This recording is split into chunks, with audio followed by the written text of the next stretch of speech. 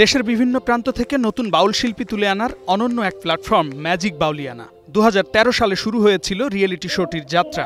লোকসঙ্গীতের ঐতিহ্য সংরক্ষণ সম্প্রসারণে এবার শুরু হচ্ছে এটির পঞ্চম আসর। ম্যাজিক বাউলিয়ানার পঞ্চম আসর ঘিরে বৃহস্পতিবার সংবাদ সম্মেলন করে আয়োজক প্রতিষ্ঠান। এ সময় জানানো হয়, এবারের আসরে বিচারক হিসেবে থাকবেন বাউল সঙ্গীতশিল্পী শফি মণ্ডল, সঙ্গীতশিল্পী পার্থ বড়ুয়া এবং নিগার সুলতানা সুমি।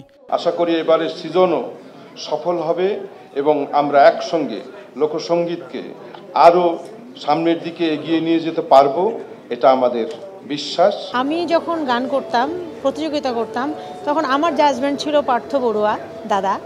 তো এই অনুষ্ঠানে তার পাশে বসছে আমি এবং আমাদের গুরু শফি মণ্ডল থাকছে। সো উভয় মিলে সবকিছু মিলে আমার কাছে মনে হচ্ছে অনেক ইন্টারেস্টিং হবে। ম্যাজিক বাউলিয়ানা যারা প্রতিযোগী তারা যুগের সাথে তাল মিলিয়ে কিভাবে আপডেট হতে পারে, বাউল গানটা কিভাবে প্রচার করার বা প্রচার করলে কিভাবে মানুষের কাছে সহজে পৌঁছায়, গানগুলোকে ঠিক রেখে, গানের ভাবটা ঠিক রেখে, এইরকম জায়গাগুলো থেকেই আসলে চিন্তা করে বলা হচ্ছে নতুন কিছু আসবে, নতুনভাবে করা হচ্ছে।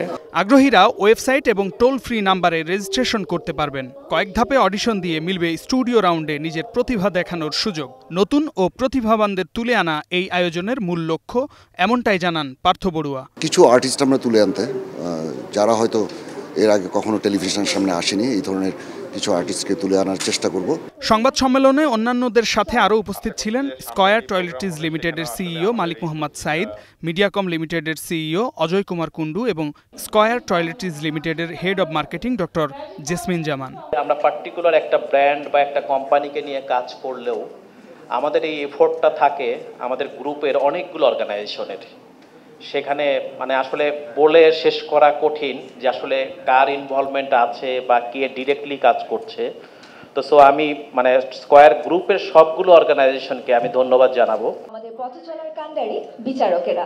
এবারে আমি শামীম বিশ্বাস, স্টার নিউজ।